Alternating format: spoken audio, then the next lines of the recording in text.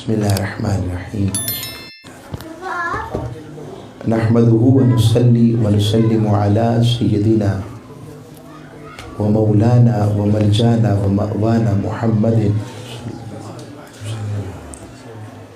नबिय्यिल अमीनिल मकीनिल हनीनिल करीमिर रऊफिर रहीम अम्मा बाद फ़अऊज़ु बिल्लाहि मिनश शैतानिर रजीम बिस्मिल्लाहिर्रहमानिर्रहीम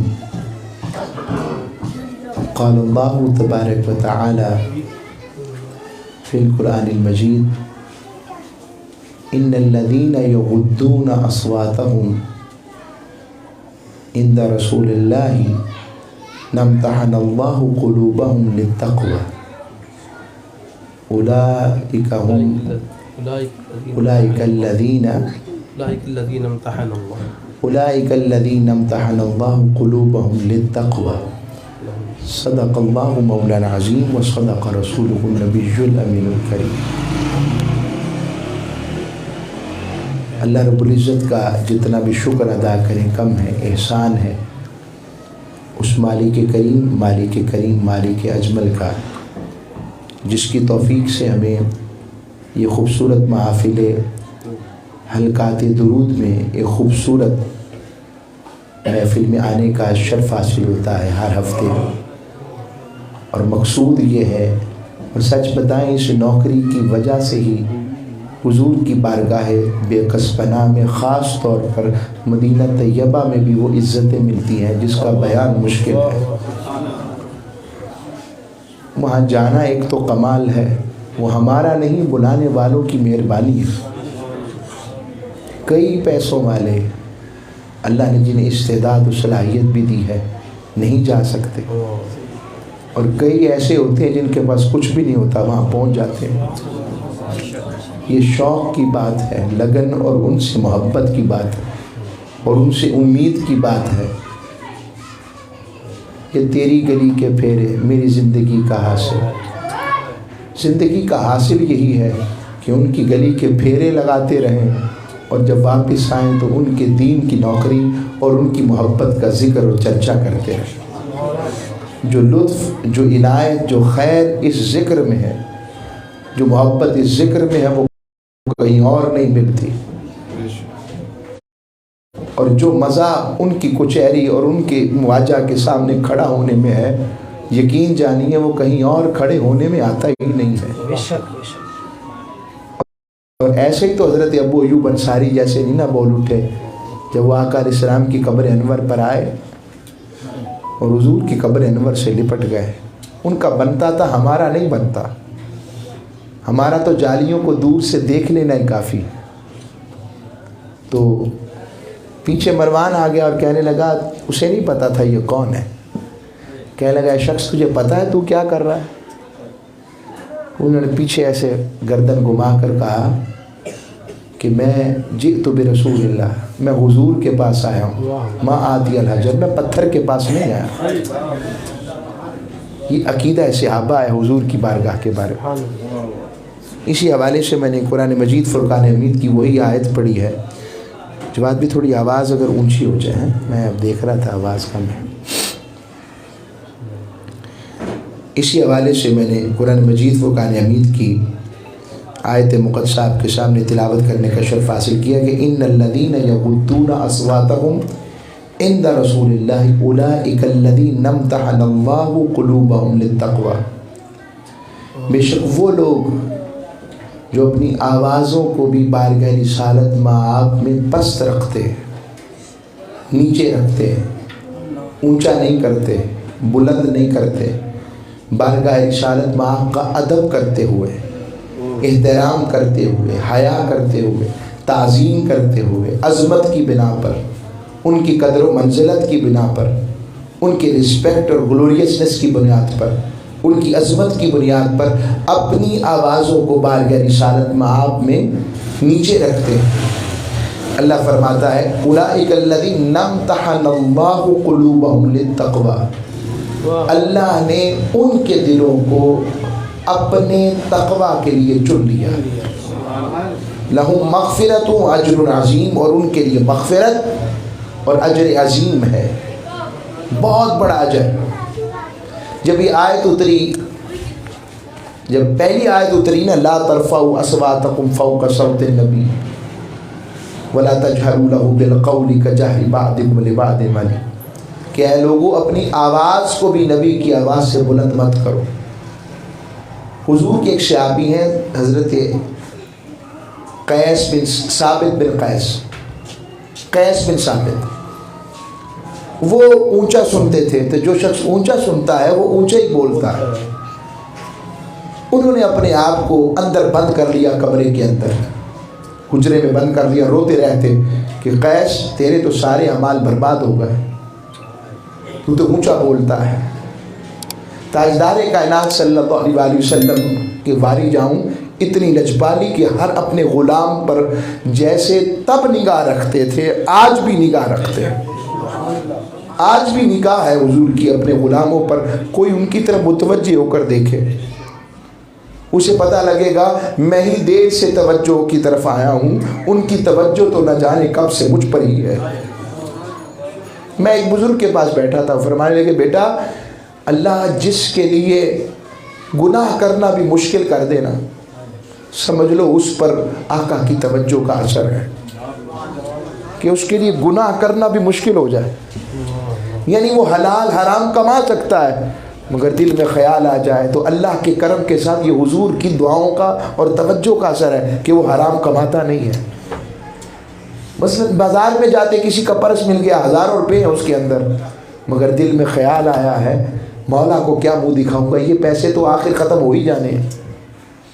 تاجدار کائنات کیا فرمائیں گے کہ کسی کا مال، کسی کی مشقت اور حلال کی روزی کے ساتھ میں نے حرام طریقے سے عمل کیا.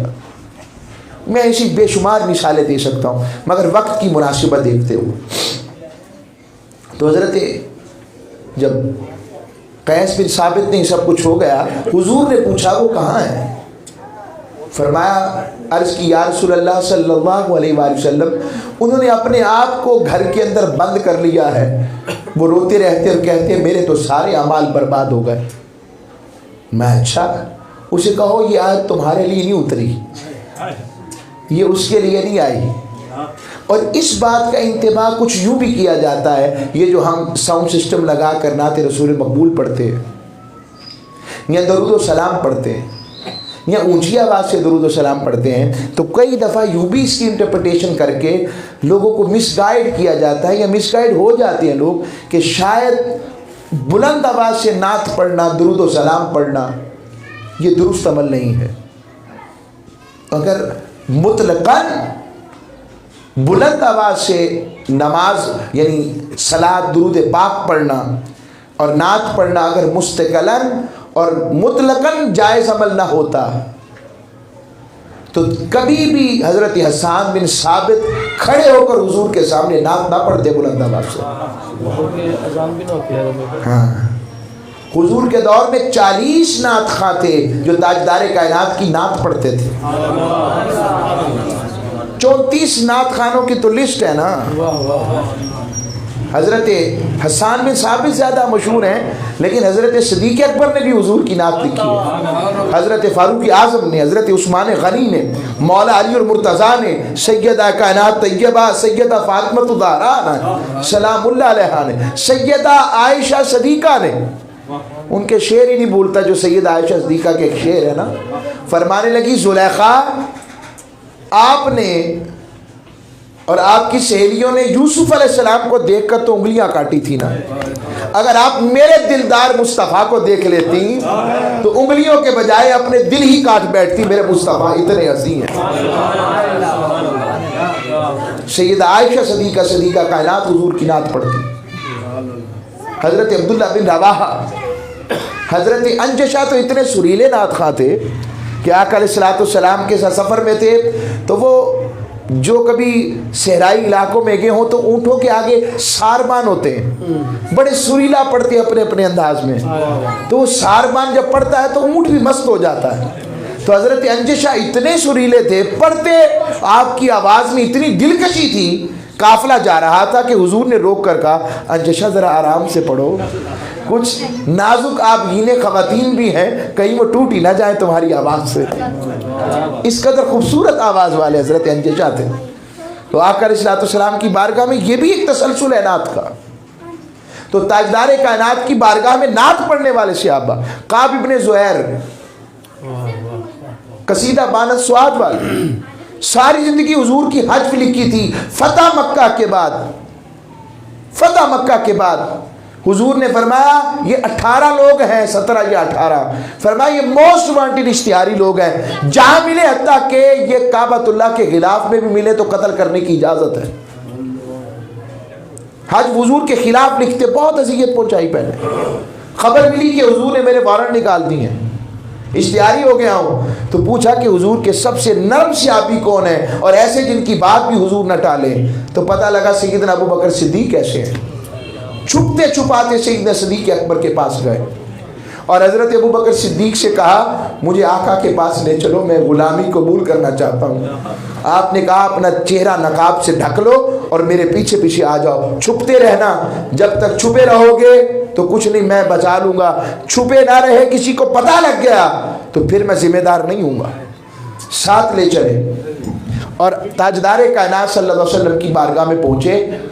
توجہ سے، یہ صحابہ کا طریقہ ہو گیا تھا کہ حضور کی بارگاہ میں جب آ جاتے تو پہلے بیٹھتے، بیٹھ کر دیکھتے حضور اپنی آواز کے کس لیول پر بول رہے ہیں، اس لیول سے آواز نیچے کر کر پھر اپنی بات حضور کی بارگاہ میں پیش فرماتے. نعرہ تکبیر، نعرہ رسالت، نعرہ حیدری. اپنی اور صحابہ سیدنا صدیق اکبر فاروق اعظم تو گویا حضور سے یوں بات کرتے جیسے حضور سے سرگوشی کر رہے ہیں. جب سے یہ آیت اتری اتنا ادب، اور شروع یا نہیں کرتے یا رسول اللہ یہ بات ایسے ہے نہ، ابھی انت و امی یا رسول اللہ. اب قرآن میں تو کہیں نہیں آیا کہ تم یہاں سے اپنی بات کا آغاز کرو کہ میرے ماں باپ آپ پر قربان آقا، یہ بات ہے. یہ قرآن میں کہیں نہیں آیا. کچھ عشق کے آداب ایسے ہیں جو عشق کی صورت میں رب نے خود ہی قرآن سے ہٹ کر مگر اس کی تفسیر میں صحابہ کو عطا کر دی ہے. وہ قرآن میں نہیں آئے مگر صحابہ نے کیا رب کی مرضی سے، رب کی عطا سے اور رب کے سکھانے سے کیا ہے. جب یہ منظر ہوا تو عرض کی یا رسول اللہ میرے ماں باپ آپ پر قربان، اگر کوئی آپ سے کوئی معافی مانگے معافی مل جائے گی؟ فرمایا ہاں مل جائے گی ابو بکر. فرمایا یا رسول اللہ وہ میری امان میں ہو، آپ معاف کر دیں گے؟ کہا کر دوں گا. ابو بکر نے جو کہا یا رسول اللہ وہ کعب ابن زہیر کیوں نہ ہو؟ فرمایا ابو بکر تم نے جو کہہ دیا، کعب ابن زہیر کیوں نہ ہو؟ کہا کعب جہاں کے بر نصیبہ کھل گیا ہے. ایسے نقاب اتارا اور کلمہ پڑھا حضور کی غلامی کا اور کہا یا رسول اللہ پہلے آپ کی حج لکھتا تھا، اب نعت لکھی ہے سناؤں؟ حضور نے فرمایا سناؤ. پھر کیا نعت ہے؟ آقا علیہ السلام کی نعت شروع کی.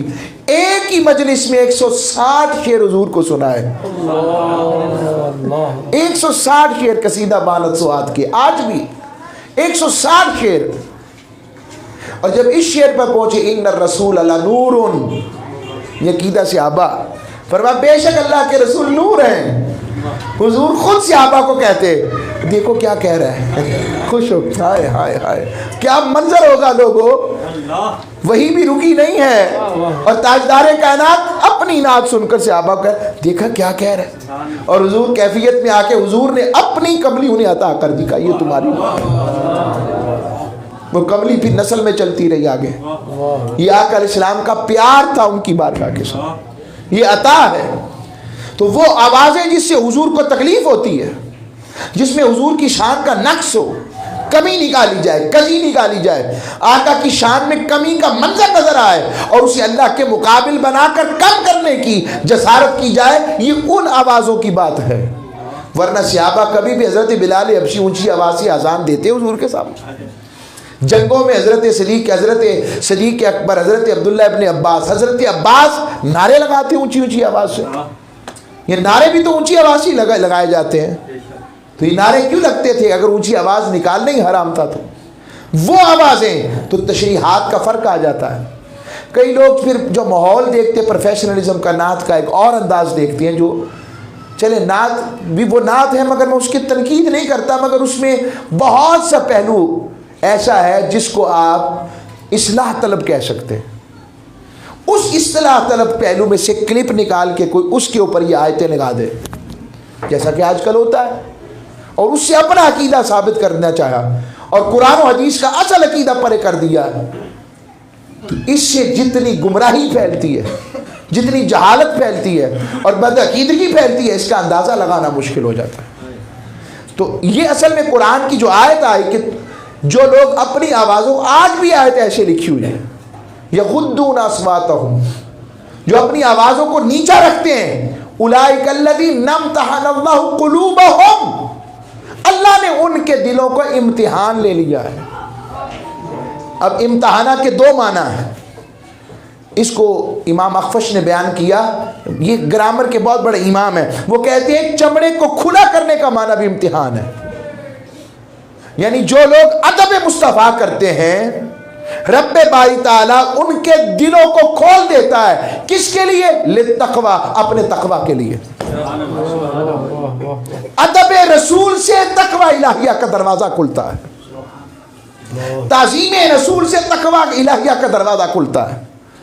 اور پھر فرمایا امتحان کا ایک معنی ہوتا ہے بار بار کرنا، عادی ہو جانا۔ امتحان دینے سے بندہ عادی ہوتا ہے، ٹیسٹ دے دے کے بچے دیکھ رہے ہوں گے، امتحان کا مطلب عادی ہونا ہے، تو پہلی سے لے کر 10ویں 12ویں 14ویں 16ویں 18ویں تک پیپر ہی ہوتے ہیں، اور کیا ہوتا ہے؟ عادی ہو جاتا ہے۔